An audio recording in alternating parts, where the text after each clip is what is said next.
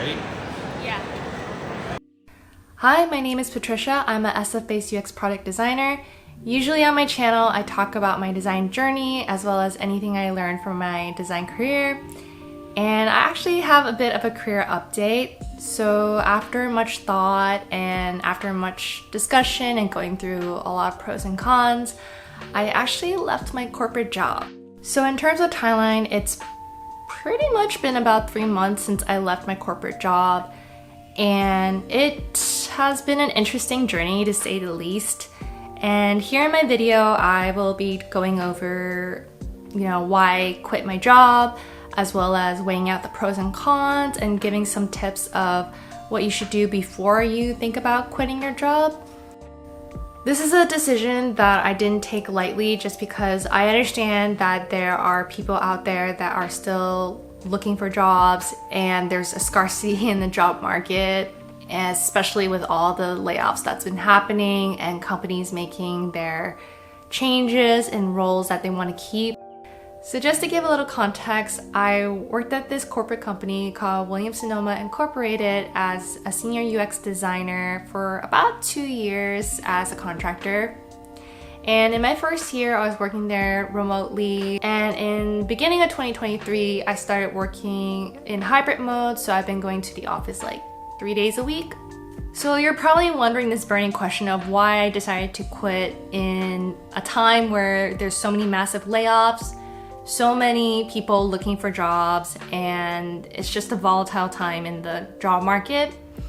And here's a couple reasons I could think of.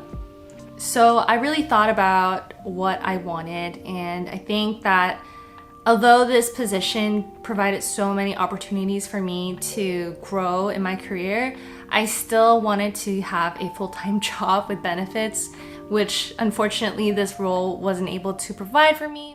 In addition to that, I wanted to work in smaller teams for closer communication, as well as improving my UX research skills. Some nice to haves were, of course, like working remote or have that flexibility, and an industry shift to either gaming or content creation was a plus. And with that being said, I do want to talk about the pros about this role and what I really appreciated from it.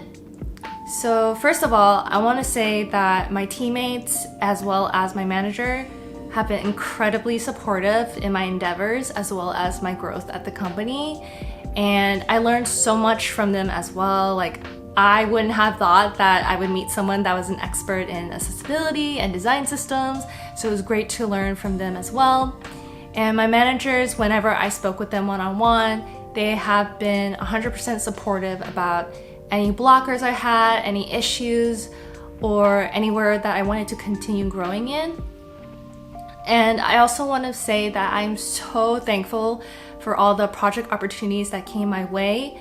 I feel like that it's very rare at a corporate company, and I have to say that I was able to grow as a designer there because I was able to work from not just front-facing e-commerce projects like improve product pages and making lifts off of that, but I was able to enter the realms of working on B2B projects as well as working on my first enterprise or internal tool type of project. And so really grateful for those opportunities.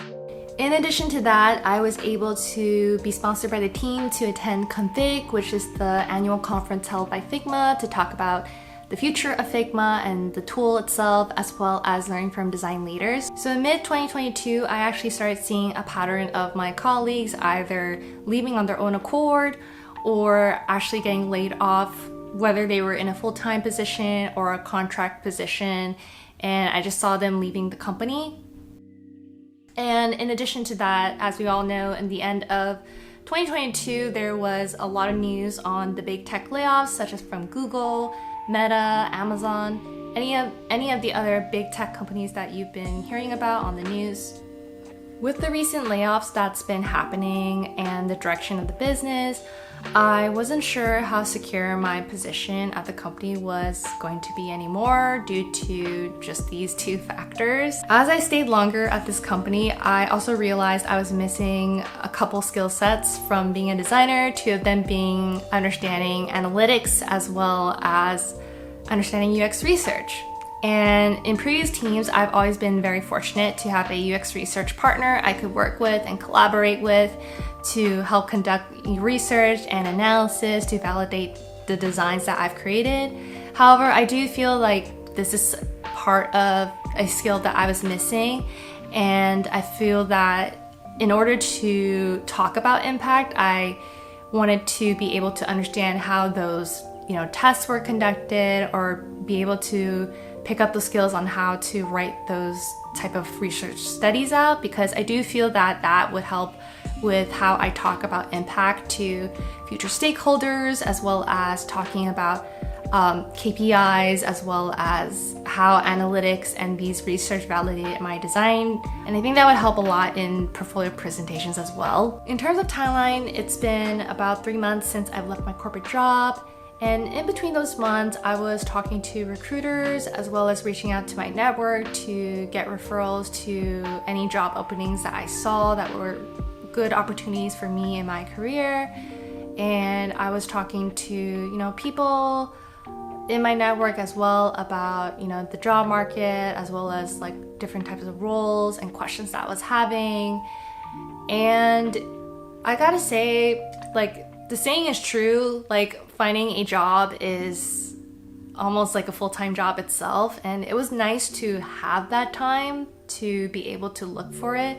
But at the same time, it's also, time is kind of like what you're battling against as well, because it takes time for people to reach out to you and then schedule time to have interviews with you.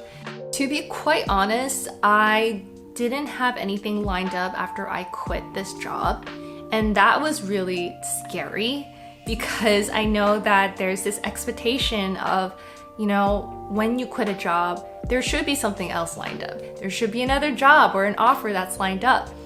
And I just didn't have anything lined up, because I wanted to take the time to just have some time off and to rethink my job search strategy, just because I felt that even though I was interviewing or getting recruiters to chat with me, I felt like I was kind of stuck and I wasn't sure where I was going wrong in terms of interviewing and why I couldn't make it to the next rounds, or maybe even get to the point of getting an offer.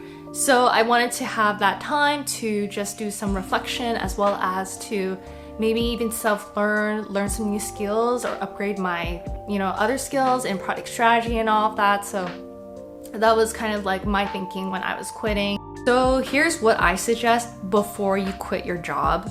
I do highly suggest you talk to people, maybe not your teammates or boss in your company because you're thinking about quitting. I would advise talking to your peers or even a mentor to just get some feedback, get some different point of views before you start thinking about quitting. Weigh out the pros and cons, write out the lists of what you want in your next role, of what's missing from this current role, if there's a difference that you can make when you're talking in your next one-on-one with your manager. So I would list everything out before you decide to turn in your 2 weeks notice, just to weigh out the pros and cons. And I know everyone's situation is completely different. The second tip I would say before you quit your job is just to make sure you have your emergency fund, whether it's 3 months or 6 months worth, because a lot of times the reality is that you're not going to get cash flow in for a while.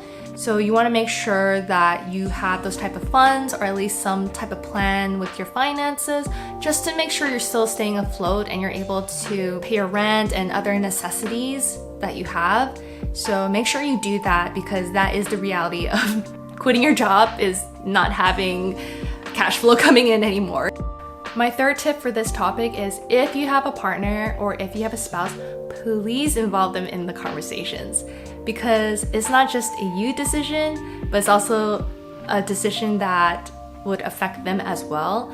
And the reason I say this is because recently I just got married and I talked about this subject about quitting like probably a million times with my husband.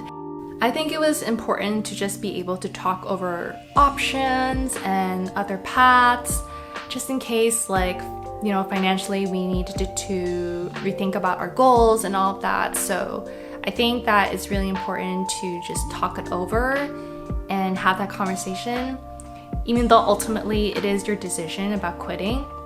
So just be able to talk to part of your support system is really important, because you want to feel that you're making a decision that is based on, you know, what you want, but also, you know, keeping in mind that this will affect other people that are, you know, pretty close or part of your life.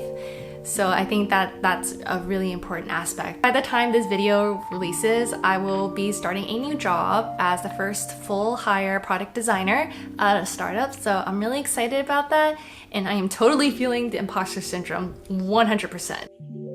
I hope this video at least gives some sort of perspective of quitting your job and just weighing out the pros and cons when you are thinking about it.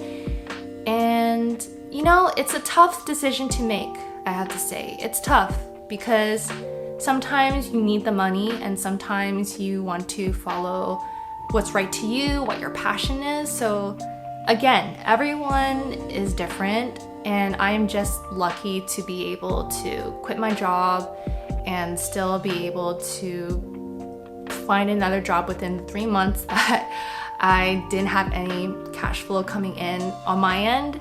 So I hope this at least gives some sort of, again, like some sort of perspective on this topic.